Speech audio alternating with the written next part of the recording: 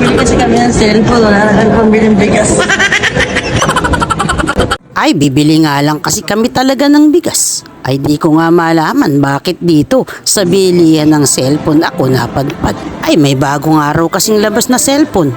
At napakalaking araw ng storage. Abay sabi ko, abay yun ang aking kailangan.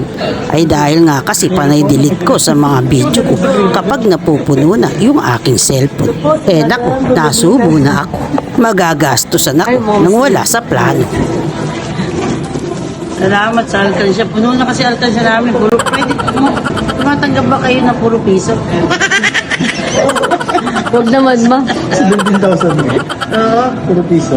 Sa ano, ma'am? Pwede naman sa bangko.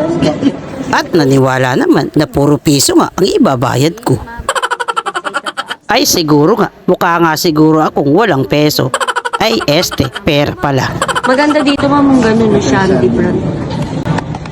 Magkano galing? Mahal eh, 350. Ay dahil nga medyo mayabang ang tita. Ay sige na, ako'y bibili na. Ay para kasing ako'y namamata. Abay ayaw tumanggap ng barya, pero nang aalok pa. Abay tingnan nyo, in fairness, maganda nga ang itsura niya. Aba favorite ko pa, yung kulay niya, orange. Honor X9B, ito ba ang tawag din eh? Ay bagong labas nga raw kasi ire. Ay basta gusto ko lang maraming storage niya sa kamalinaw. Gusto kasi namin sa cellphone, hindi makita yung pimple namin. O ay at nabudol na ang inyong tita.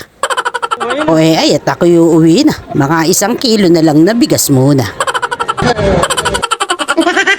Ay yung di baling walang bigas basta may cellphone. Nasaan pambiling bigas?